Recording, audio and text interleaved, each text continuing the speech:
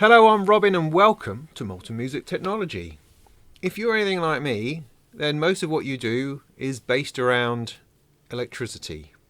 Whether it's modular synthesizers, computers, making music is always to do with the sucking of power out of some system and placing it through others. The movement of voltages from one place to another, the powering and running and lighting and filming and processing and rendering and all these sorts of things are sucking the juice out of our planet. And this is becoming a bit of a thing. With the price of electricity being as it is, I felt it was a good idea to have a look at how much juice I'm using. Now, of course, could just turn everything off. Just turn it off and go and get an acoustic piece of wood and a string and make some music that way. Yes, we could do that, but let's make the assumption that for many of us, the way we make a living is tied up in this sort of electronics, whether it's just using a computer or whether it's making music, production, things like that. Or the other way of looking at it is maybe you've discovered, like through the pandemic, that it's the movement of these electrons, it's the investigation of these sound sources, it's the sculpting of tones and timbres are the one thing that keeps you alive. One thing that makes any of this worthwhile is the discovery and finding of sound and music within the electronic gear that we use.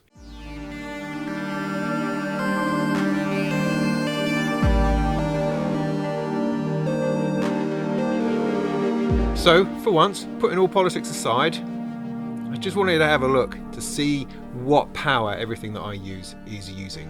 And as I'm measuring these things and put these things together, I thought it might be a useful video for other people out there who are thinking along the same sort of lines. What can we do to reduce our power usage?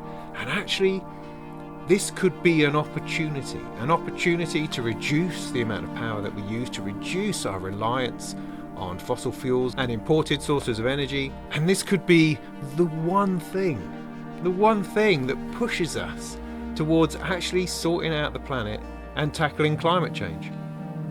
But I'm going to put that aside for the moment and just focus on what we've got in front of us. So, I don't know about you, but here's my bill. Here's the changes to my bill from Eon. Fantastic, let's have a look at that. So my unit price for the day has gone up to 35.056p. Where did the 34p go? I don't know, I seem to be paying an extra penny and 0.056 of a penny more than the 34p cap. I don't understand that. Just going to have to go with what we have. So that's what we're facing. It reckons that the estimated cost for my house is going to be £3,780. I would call us an average house. So again, where's the 2,500? I have no clue. So yeah, these numbers are completely variable and there's no guarantee of any of it being anything like we think it should be. So much the better that I'm looking at how to reduce my energy usage. Or at the very least, I'm looking to give myself better data so I can make better decisions. Because that's ultimately it. Because I'm not sitting here as an electrical engineer. No, not at all. I'm just a layperson. I have the same information as most people. But what I have done is I've taken some steps to grab better data so that I can look at my power usage and perhaps make some better decisions. But alongside all of that, I just wanted to find out what my studio is costing me. But first of all, let me explain my system here. I work from home, so this is a house. My shed is attached to the house by a very nice long power cable which goes down into the fuse box in the cupboard under the stairs. And then here on the shed, on the roof, I have an array of solar panels.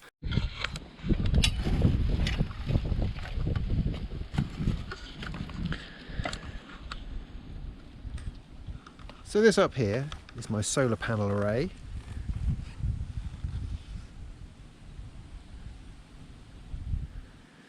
Which is beautiful. I need to take some of these bits of crap off. Of course, that's not helping, is it?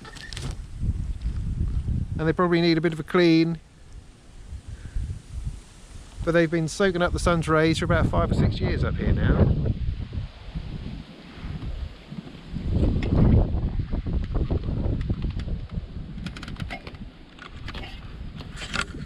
They feed directly into the grid where I get paid bugger all for the energy that I generate. They were installed before batteries were particularly viable, and so I don't have any battery. But I do generate about 2,000 units of electricity a year, of which, again, I use bugger all. I can show you why. I've installed a system from Open Energy Monitor, which is essentially a little tiny Raspberry Pi computer which sits in there, has a couple of sensors on the power going in, power going out, and gives me a lot of data and readouts. Here's my little electric monitoring system. A little Raspberry Pi sitting there with its claws into a couple of cables down here. This one coming from the solar, this one coming from the grid. Solar grid. There's one slight quirk, which is that the line coming from the solar also contains my shed usage because it's coming up the same line. And so therefore, when looking at the solar generation, I have to also take into account what the shed is using. And often I'll be getting a negative solar figure because the shed's using more than the panels are producing. Nothing's ever simple, is it? No. There are plenty of other systems you can get in order to do that, plenty of smart metering and bits and pieces. But for me, what I liked about this is the fact that it's all local. You're looking at it locally. It's not being stored somewhere in the cloud. It's continuously recording the data. So you're not just seeing what's happening now. You can compare it to times gone past and bits and pieces. And there's all sorts of other sensors and interesting things you can do with it if you wish. But essentially, at the end of the day, it's measuring how much power I use, but also how much solar I generate. And those two things are very, very interesting. Because there's an assumption that if you're generating power, then you're going to be using that power. And that just really doesn't seem to be the case. Let's have a quick look at my graph here. Now this is today. This is today's. It's a particularly cloudy day, so that's not very good. But blue is how much power I'm using. Yellow is how much solar I'm generating. So you can see during the day, kettle went on for a cup of tea, kettle went on again. I think the dishwasher went on, sort of around about here, I think that was. Then the washing machine went on, cup of tea. Then the sun came out, and then we got a bit of stuff. And I used a bit of it, but I didn't use anywhere near enough of it. And if we go back to like a week, you can see that the yellow is offset. It's always offset to when we peak using power, because we get sun during the day and it's during the evening that we're using the most. And so the majority of my solar is being exported. It's not being used. And that's a crying shame. And that's why you should, if you can, have a battery. But these things are expensive. I spoke to someone, came around to do a bit of an audit of our power usage and to advise us on what they could sell us that would help reduce our bills. And kind of your choices are, you can get a battery installed for my system, and that would cost you about, I don't know, $7,000, they reckon. Alternatively, we could have our hot water taken care of by some thermal dynamics panel, and that would take over all of the heating of the hot water, which could take a chunk off your bills. For that, cost about $7,000. And both of those things would help, although both of those things would not necessarily make you self-sufficient. But without a doubt, it narks me that I've got all this yellow that I'm not using. It's very, very frustrating. But it's also, in some ways, it's quite comforting, because I can see that because I work from home and I'm working during the day, then the power that I'm using in the shed is actually being supplied by the solar, more often than not. And that's great. It's just that I'm not using the full potential of it. I'm not using as much as perhaps I could. And if those two things matched up, if you could offset that and place it there, then you would be seriously reducing your bills. It's food for thought, isn't it? So let's get down to the nuts and bolts then. What is it that's going on in my shed, and how can I measure it? I can measure it on my big graph, on my big system. That's fine, but the granulation isn't very good.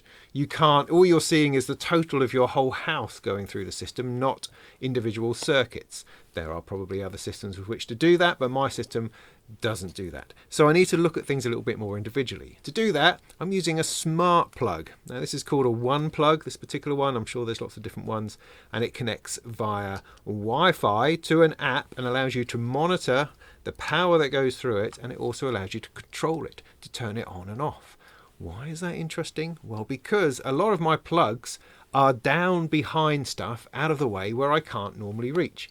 So normally speaking, when I leave the shed of an evening, I turn things off, sure, but then there's other things I can't get to. I can't turn off the plugs. There's the things going to standby. I tend to leave my speakers on, so again I can't reach the plugs, and so all of these things remain on overnight, just chewing away the pennies, and that's no good. So something like this is going to enable me to turn the whole lot off on my phone at the socket, and so it all goes off.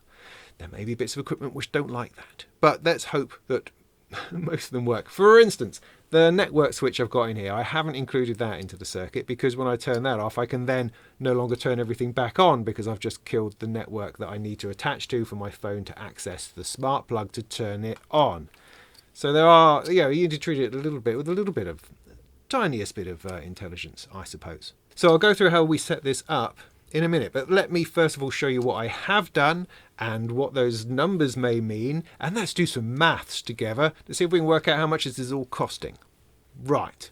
So I've split my shed into a number of sections, into 4 sections, because I have 4 plugs, so that seems like a worthwhile thing to do. First of all, I've got my modular section here, then I've got my DIY section behind me, I've got my computer section over there, and then I've got some synthesizers at the back. So that's what I've split up, and to look at those individually. Now, it's never quite as simple as you think. And also, it's going to be different for you. It's going to be different in every situation. Everything is going to be different. So all I can do is give you an example, is show you what I've got, what figures I get, using the maths that I've somehow come up with to give you some kind of figure. Yours will be different, undoubtedly, but maybe, hopefully, this will inspire you or show you what you could perhaps do. And is that helpful? I don't know yet. Let's wait till we get to the end, or you tell me in the comments whether this is helpful. Otherwise, I'll just keep talking, and we'll never actually get to understand. Anyway, so in this section, in my modular section, what do I have running through the one plug? Well, I can tell you, and I can show you the app as well, all at the same time. Okay, so far I have 3 things set up. I've got the computer over there, DIY bench, and the modular bench. We're going to set up the synthesizers together. We're going to do that together so that you can see how I did it. That's exciting. So let's start off with the modular bench over here. Oh, big power button. You do not want to accidentally hit that. But let's have a look at the electricity usage.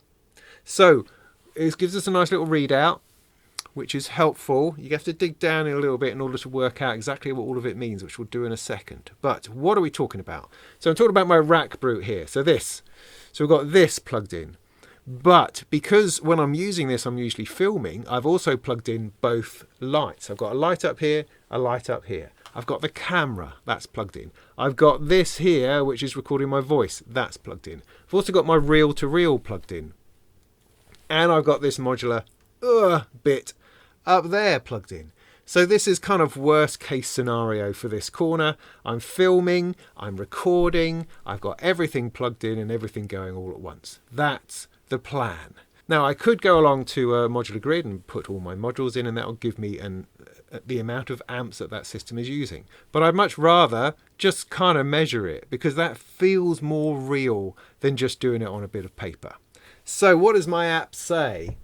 Well, if we ignore the total, because that's the total for today, it's saying that currently, so this first figure here, which you can't see, which is stupid, you can't see what it actually is, but this first one, I believe, is current in milliamps. The next one is power in watts. Then you've got your the voltage through the plug, which should be 240 most of the time, and then there's the amount of stuff you've used on this thing recently, I suspect. Anyway, so I measured this earlier and done some sums, but it's slightly different now. I mean, and that's always going to be the way. Unless you have something which is completely identical all the time, things will change. So for instance, now, because I've got these in record, that might be a factor. That one in record as well. That camera, I don't know, but it's slightly higher than it was earlier. So let's see if I can work this out. Are you ready for my maths now? This is going to be quite exciting. So I've got 618 milliamps. That equates to 146. Let's keep it a little bit rounded up. Watts, 146 watts. Because, power equals IV, so it's your amps times your 240 volts. But I'm just going on what this is telling me rather than working it out mathematically, if that's okay. So the numbers may be slightly different because the voltage here is not actually 240, it's 236.9. Are you with me? I'm just trying to say that the numbers are not going to be absolutely scientifically precise. It's going to be what we're getting at the time, right? And that's what we're going to have to go on. So I know that according to my crap sheet here, it's 35p a unit. So I've got 35p, and that's per kilowatt hour. This is the important bit.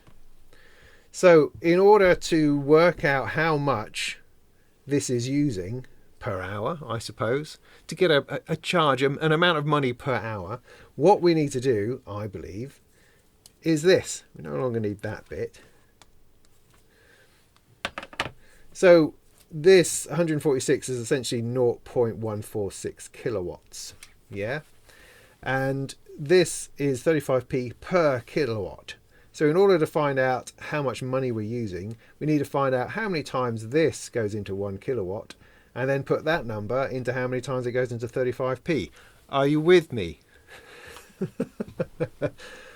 Maybe. I don't really know. So we want 1 divided by 0.146. Okay. What does that equal? So we've got 1 divided by 0.146. 6.8. So it equals 6.8. And so the cost is going to be 35 divided by 6.8, which equals 5.15. 5.15p per hour. Yeah? Does that seem about right? I mean, I imagine that you're all going, oh no, that's terrible, you can't possibly do that, let me get my slide rule out. Well, do tell me in the comments what you think it should be. But this, I believe this to be right.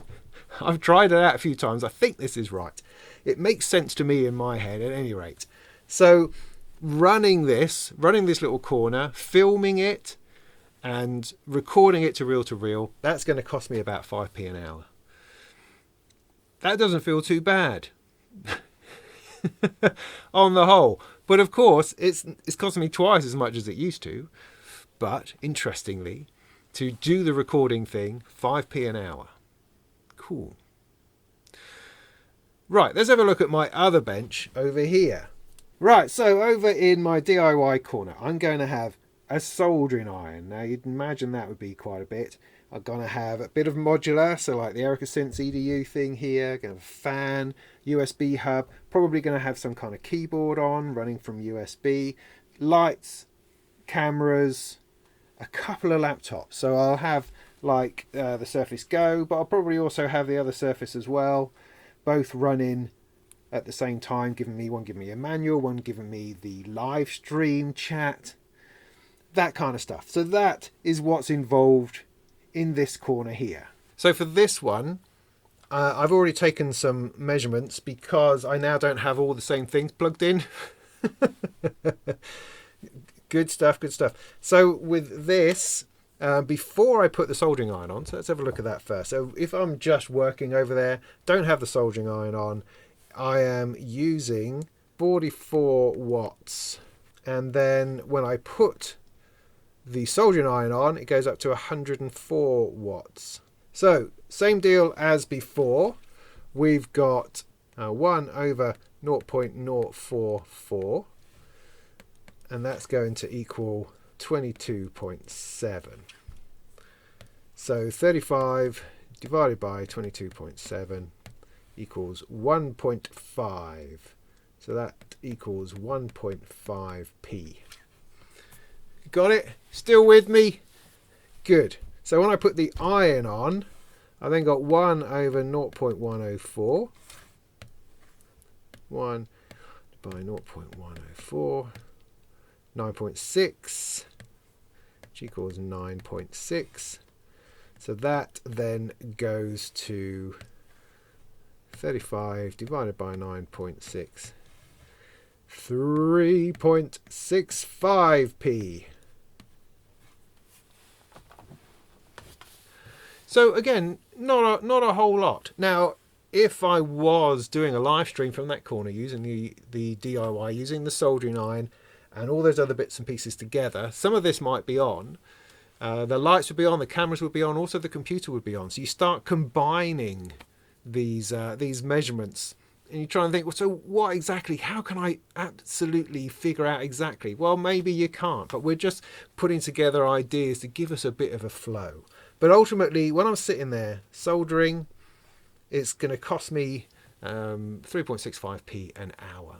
You know, a typical project would take a couple of hours to build, so maybe 3 hours. So 10p a go in power. Interesting. So then the computer over here in the messy part of the shed, which you can see, I've essentially got a computer. I've got a couple of speakers, screen, of course, MIDI controller. So instead of going through the sums again, I'll just show you what I've worked out so far. So with the computer, with the screen, 2 speakers, audio interface, mustn't forget as well, it's about 130 watts at idle. So that ends up, I was using 34p in this calculation because I assumed that's what it was going to be before I had a look at my own bill. But anyway, so at 34p, it works out to be about 4.42p per hour. Now I did another test when I was rendering video. Now, when rendering video, it shot up to about 240 watts, which gives me 8.17p per hour. Then I thought I'd run a large project in my DAW, in Cubase, running at the CPU at about 85%. That gave us 181 watts, which is about just over 6p per hour. Interesting. We should probably add it all together. So if I have everything on, everything running, to give us a total amount. But there's one more thing I want to look at. Oh, and then we need to do the synthesizers. But I have a heater in here. It's an oil heater, an oil radiator heater. This thing down here. See it? There you go. That fella. And that keeps my legs warm, which hopefully keeps the rest of me warm most of the time in the winter. So a test with that then. I mean, obviously the heater is going to depend because sometimes it turns on, it turns off, it pulses depending on what temperature it's trying to maintain. But trying it out, it came out at about 2,440 watts.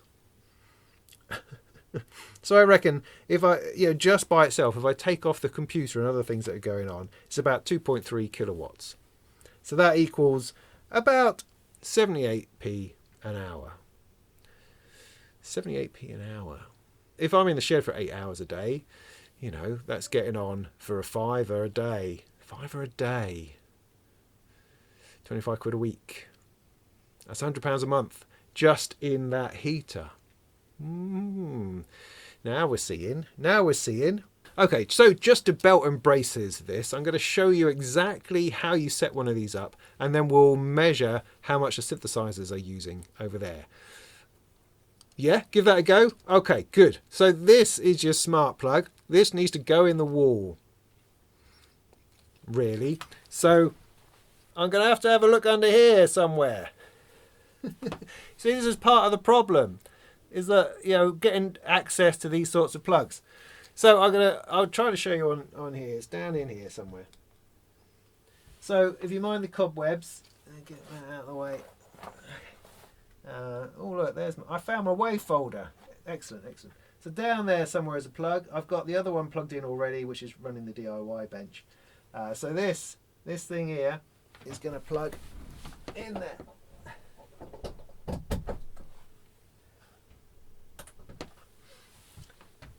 And we turn it on. So it's in there, turning on, and it's having a bit of a flash. Can you see? Can you see the disaster that is behind here? Here we go. Da, da, da. Right, then we go into our app. The app, by the way, is called Smart Life. This fella here, and I haven't added this one to it yet, so I'll go plus, add a device. This is very confusing, but all you do is select socket Wi-Fi. I'm on electrical, socket Wi-Fi. It then wants to know about my network, so you put those details in, and then I have to reset it. So power on the device after it's been powered off. Okay, so I've done that. Then I need to hold the reset button in the side for 5 seconds. Oh, I can do that. It's flashing blue at the moment. 1. So I did that. Now I've got to confirm whether it's blinking or not. Okay. And it's either it's blinking slowly or it's blinking quickly. I don't know what the difference is or why. But that appears to be blinking slowly. Connect your mobile phone to the device's hotspot. So okay, so this one I haven't set up at all in the past. So I've got to go and do some jiggery pokery to it. So I have to connect to the actual plug. It's a piece of cake, this. Really is. Smart Life, I'm going to reckon it's probably that one. Let's go to that. Cool. No internet connection, it tells me.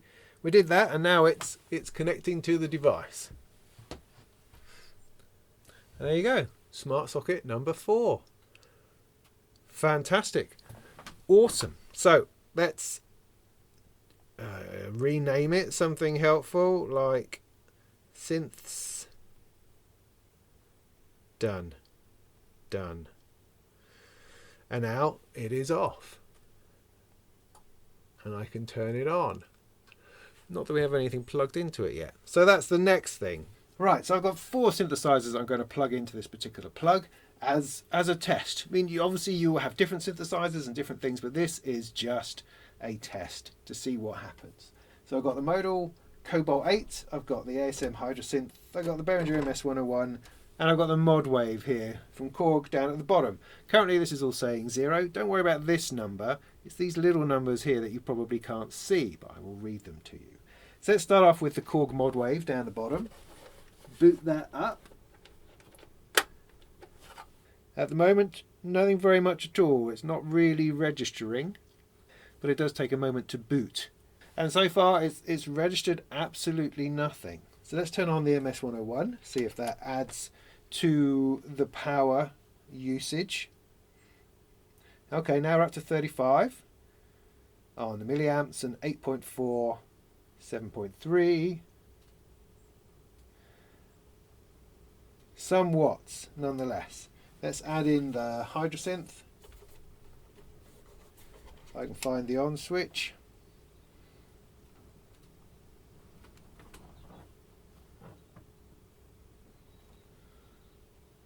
Okay, it's now gone up to 10, nearly 11 watts. And let's add the Cobalt in. So with all 4 running, I've got about 14 watts. 14 watts. I could probably make it do more if I make them do more. Had I thought about it, I'd run some kind of sequence in, wouldn't I? Like a professional would. Anyway, let's call it 14 watts, right? And then the other thing I can demonstrate while we're here, provided that you can see that some of these are on, is I can go back to the nice big power switch here and just hit that, and the whole lot turns off, which is just brilliant. Except, of course, for the Hydrosynth, because it's got bleeding batteries inside. But it just demonstrates how easy it is to finish what you're doing and turn everything off, rather than having to accidentally leave stuff on or go around the whole studio trying to get bits and pieces to go. So just coming back to our last calculation then, so that was 14 watts, we reckon. So it'll be 1 over 0.014. 1 divided by 0.014, which is 71, equals 71.4. So that'll be 35 divided by 71.4. So equals 0.5p. 0.5p. So if we add all of our stuff together, if I had everything running at once, it would be 0.5p. So that's the synths. Got 5.6p, which was the modular. 3.5p on the DIY. 8.2p PC rendering, sticking sort of worst case scenario. So that's my 4 areas. That gives me a total of 5, 11, 16, 17, 18. I got a 1, 6, 9, 17.8p per hour. There we go. That's not with heating though. If I was to add in the heating, that adds an extra 78p. So, you know, it's almost a pound. If I have the heating on, it's almost £1 an hour, which is interesting. That's if I had everything running. Everything running would be £1 an hour. So yeah, it's interesting, isn't it? I mean, it's not going to be exactly absolutely precise because there could be other things on. There's lights on in this shed, other bits of power being used, no doubt, throughout that I haven't thought about, like the network switch and the Wi-Fi, perhaps. Is there anything else plugged in that I haven't thought about? So this is just an approximation, a test, an idea of putting some numbers together to give me a flavour of what I could possibly be using. And so if I was working in here in the winter with everything running with the heater on, I'll be looking at £1 an hour. So how do we extrapolate any of this and make it make any kind of sense when you're looking at your bill for £3,800? How does it rationalise? How does it come across? I mean, if we're using, let's call it 20p an hour, 20p an hour for running everything all at once. We're going to ignore the heating for the moment because that's such a massive cost that we kind of have to treat it separately. But generally, in everyday use, if we round it up to 20p an hour, that means £1.60 a day, which makes that £8 a week. And if we were doing it for 50 weeks of the year, then that's 400 quid. 400 quid of running the stuff in here a year. In terms of my overall household usage, that isn't a great deal. That's all right, that is. So I don't need to necessarily feel really bad about running all my stuff. What I do need to feel bad about is that heater. Because the heater at 78p an hour is a disaster, an absolute disaster. Because that's, you know, that brings my hour usage in here up to £1, and then suddenly that's £8 a day. That's 40 quid a week. You know, that's 16 weeks, 640 quid just on the heater. And that's just for the winter. You know, that adds a lot more to it, and suddenly I'm over £1,000's worth of power in here. So it's tricky, but it's interesting when you can only think about these things once you have the data. Once you've looked at things and tested things and measured things, then you're in the position to look at things and really go, well, how can I change this? Do I need to put on more jumpers? Do I need to work in the house? Would it be better to be in there than it would be in here, trying to heat the place? You know, how convenient is that? How much do I need that? Those are the questions.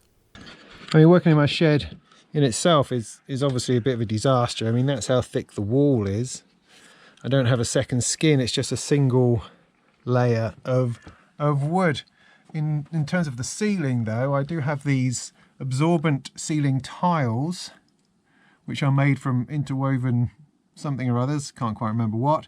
But it's insulating both acoustically and thermally. And then between them, I've got this polystyrene thermal stuff which goes between these and the top of the ceiling. So this is far, far better than I used to have it, which was of nothing at all. Also on the windows, I've now got them kind of double glazed, and then I've got this perspex sheet up against it, so I've got no gaps for drafts and bits and pieces to come in. So the shed is basic, but also, you know, steps have been taken in order to try to make it as insulated as possible, but it's a troublesome thing to achieve. I mean, I could put an extra skin inside here, but that would mean taking everything down, everything out. And maybe that's worth it. Maybe that's worth it. I don't know. I mean, if we look again at this overall graph of what's going on, it's this bubbling away. I mean, you can see here, this is nighttime. This is from 11 o'clock to 5 o'clock in the morning. What is that? Because that is chundering away, but I don't know what that is. I don't know what's on. I mean, I guess it's the fridge. I guess each of these blips here is the fridge or the freezer turning itself on. That's my assumption. Everything else in the evening is going to be the kids' computers, the television. These big lumps are cooking, are ovens. And those are the things that really take up the energy. But those are the vitals. And in my household, I'm totally electric. I have no gas at all. It's purely based on electric. So what can I do to offset any of this? Getting a battery, of course, it has to be the way forward. With the way those yellows are so offset to everything else, if I can capture that energy that's being generated and use it in the evening, then that will be a massive help. But I've also thought about, well, maybe I could do something smaller than that, because I don't have £7,000 to invest in a proper battery system for my solar. Is there something else that I could be charging from that solar, which I could then use individually, perhaps on my system here? So having a look into things like a power station, which is essentially like a portable leisure battery that you can charge up with solar or whatever, and then use that. Okay. So how would I use something like that? Well, if I go back to my power calculations, if we look at just the modular, to be able to run this, to be able to run the cameras and the lights and all that sort of thing, I need 165 watts. So having a look on Amazon at these sort of leisure batteries, you're going to need something, so 150 watts. I mean, there's these big ones. I could spend 1,000 for a 1,400 watt power station, and that can generate 882 watt hours. So that's not 1 kilowatt hour, it's 882 watt hours. So if I've got 160 watts, that will run me for what? About 5 hours. 5 hours. If I've got 160 watts times 5 equals 800. Yeah, so that would run it for about 5 hours. And that's £1,000. So it's £1,000 to get a battery that I could charge up during the day, which would then potentially run this for 5 hours. It's £1,000 though. And what would that save me? 5 hours would save me 25p. 25p. So for £1,000, that's going to take me quite a while to make my money back, I would suggest. All right, let's have a look at something smaller, cheaper. 200 watts power station. Here we go. Just over £200. This one does 240 watt hours. So with my 160 watts, I would get an hour and a half. So 220 quid for an hour and a half, which would save me 7p.